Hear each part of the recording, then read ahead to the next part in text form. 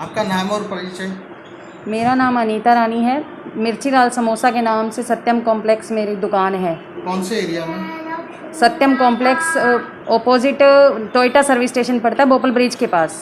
आपके साथ में क्या वारदात हुई और क्या? सर 14 जून को मेरे साथ अजीत पटेल ने आके बदतमीज़ी की, मेरी दुकान के अंदर आके मेरे साथ हाथापाई की, मुझे एसिड अटैक की धमकी दी। मेरे को बोला कि मेरे ऊपर वाले पेंट हाउस में एक दिन नहीं आएगी तो मैं तेरे साथ कुछ भी कर सकता हूँ।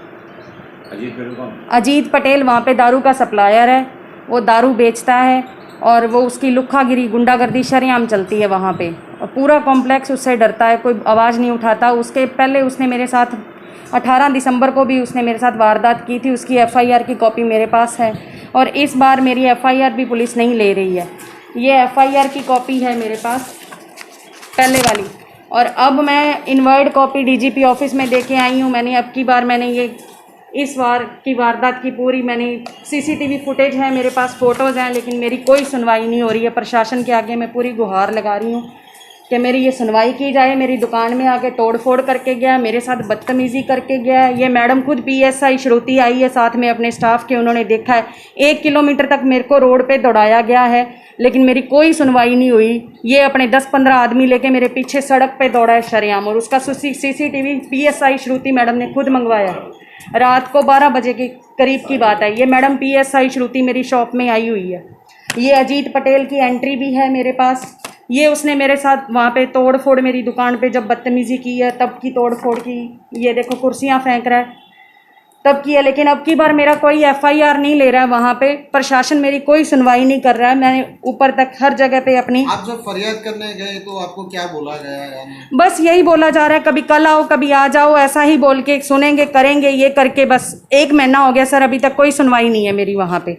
ये मैंने अपनी एक कॉपी ये भी भिजवाई है जो इसकी कल वो आई है वापस। ये रजिस्टर्ड एडी से मैंने करवाया। डीआईजी ऑफिस गया है, डीजीपी ऑफिस गया है, भोपाल पीआई सर को भी भेजा गया है फिर भी आपकी विद सुनवाई प्रूफ। नहीं हो रही? फिर भी सर हमारी सुनवाई नहीं हो रही। और सर इस देश में क्या है कि बड़े बड़े नारे लगाए जाते हैं, नारी शक्ति, ये वो, बेटी बचाओ बेटी पढ़ाओ, शरेआम गुंडागर्दी गुजरात में चलती है, तो हमारी सुनवाई नहीं है।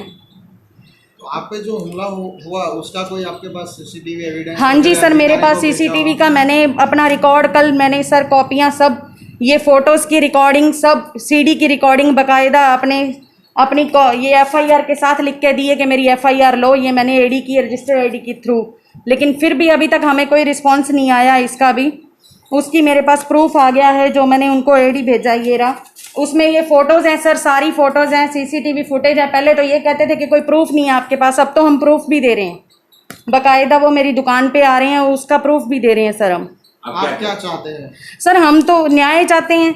जब शरेआम यहाँ पे इतनी गुंडागर्दी, मेरे बच्चों को भी खतरा है, मेरी पूरी फैमिली को खतरा है। जब शरेआम 1 किलोमीटर तक रोड पे हमें एक रात को दौड़ाया जाता है तो हम सुरक्षित महसूस नहीं कर पा रहे। और ऊपर से पुलिस आपको दौड़ाया गया, उसके कोई सीसीटीवी? हाँ जी सर, पुलिस पीएसआई मैडम ने उसी टाइम जो बीआरटीएस के कैमरास लगे होते हैं उसका सीसीटीवी उसी टाइम ही मंगवा लिया था हमारे सामने ही, लेकिन कोई कार्रवाई नहीं की अभी तक उस पर कोई एफआईआर नहीं है। अजीत पटेल का भाई साथ में था, उसमें मौजूद था, उसके आदमी थे, मैं बाय फेस सबको पहचान। सर 10 से 12 लोग तो आराम से थे जो रोड पे भागे हैं। मेरी दुकान में 6-7 जने थे जो आए हैं। पुलिस द्वारा आपको क्या कहा गया? पुलिस द्वारा बस यही, वो कहते हैं, वो अपनी तरफ से कोई ना कोई एक्सक्यूज देके छोड़ देते हैं, आ जाओ कल आओ, ऐसा है वैसा है, बस वो तो ये है वो, बस ऐसे करके हमें आनाकानी की जा रही है हमारे साथ।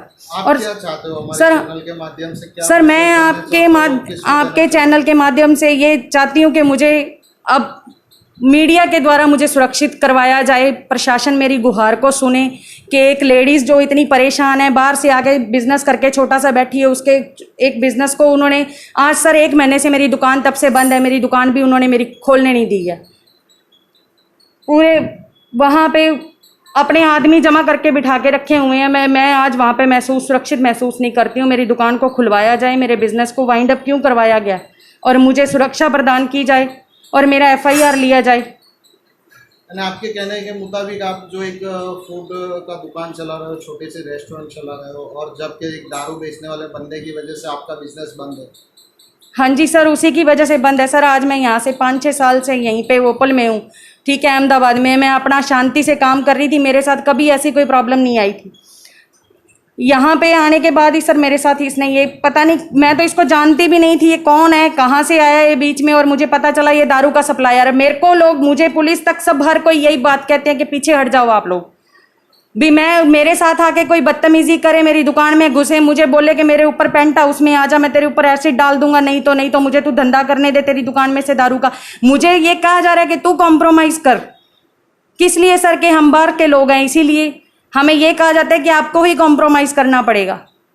मैं कैसे मैं अपनी एक रिस्पेक्ट के साथ, जो मेरी सेल्फ रिस्पेक्ट है, उसके साथ कैसे कॉम्प्रोमाइज़ करूं मैं? तो आप क्या चाहते हैं और आगे क्या कार्रवाई करना? सर मैं बस इसके खिलाफ कड़ी से कड़ी, इसको जो भी है हमारा प्रशासन है उसको कड़ी से कड़ी सजा दे, ठीक है। मेरी गुहार यही है, और मुझे प्रोटेक्शन दे कि अगर मेरे को ये सड़क पे दौड़ा सकते हैं तो कल मेरे साथ कुछ भी कर सकते हैं। ये मैं यहाँ पे सेफ महसूस नहीं कर पा रही हूँ।